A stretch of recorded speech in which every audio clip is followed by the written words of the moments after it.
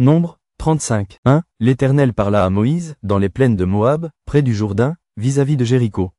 Il dit, 2. Ordonne aux enfants d'Israël d'accorder aux Lévites, sur l'héritage qu'ils posséderont, des villes où ils puissent habiter. Vous donnerez aussi aux Lévites une banlieue autour de ces villes. 3. Ils auront les villes pour y habiter, et les banlieues seront pour leur bétail, pour leurs biens et pour tous leurs animaux.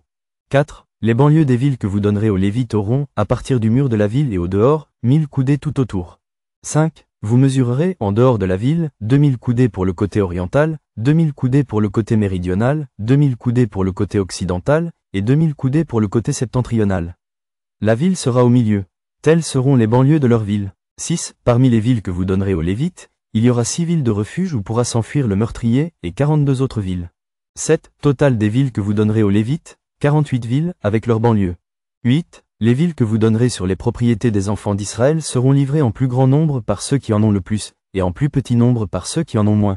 Chacun donnera de ces villes aux Lévites à proportion de l'héritage qu'il possédera. 9. L'Éternel parla à Moïse, et dit, 10. Parle aux enfants d'Israël, et dis-leur, lorsque vous aurez passé le Jourdain et que vous serez entrés dans le pays de Canaan. 11. Vous vous établirez des villes qui soient pour vous des villes de refuge, où pourra s'enfuir le meurtrier qui aura tué quelqu'un involontairement. 12. Ces villes vous serviront de refuge contre le vengeur du sang, afin que le meurtrier ne soit point mis à mort avant d'avoir comparu devant l'assemblée pour être jugé.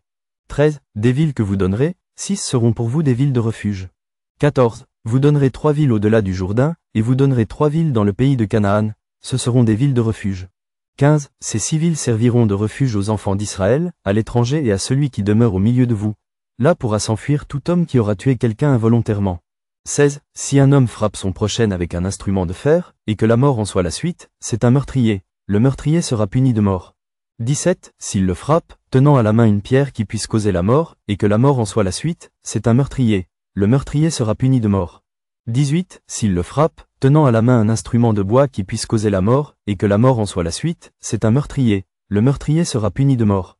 19. Le vengeur du sang fera mourir le meurtrier. Quand il le rencontrera, il le tuera. 20. Si un homme pousse son prochain par un mouvement de haine, ou s'il jette quelque chose sur lui avec préméditation, et que la mort en soit la suite. 21. Ou s'il le frappe de sa main par inimitié, et que la mort en soit la suite, celui qui a frappé sera puni de mort, c'est un meurtrier. Le vengeur du sang tuera le meurtrier, quand il le rencontrera. 22. Mais si un homme pousse son prochain subitement et non par inimitié, ou s'il jette quelque chose sur lui sans préméditation. 23. Ou s'il fait tomber sur lui par mégarde une pierre qui puisse causer la mort, et que la mort en soit la suite, sans qu'il ait de la haine contre lui et qu'il lui cherche du mal. 24. Voici les lois d'après lesquelles l'Assemblée jugera entre celui qui a frappé et le vengeur du sang. 25. L'Assemblée délivrera le meurtrier de la main du vengeur du sang, et le fera retourner dans la ville de refuge où il s'était enfui.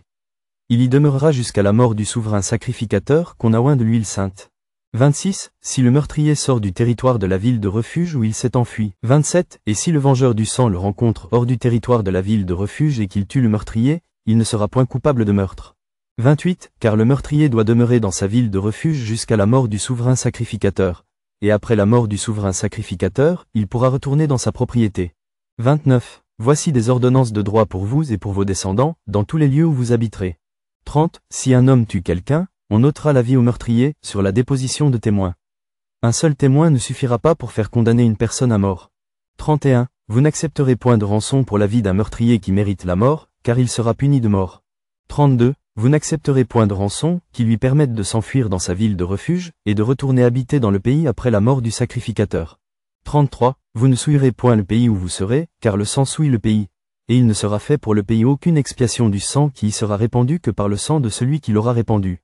34. Vous ne souillerez point le pays où vous allez demeurer, et au milieu duquel j'habiterai. Car je suis l'Éternel, qui habite au milieu des enfants d'Israël.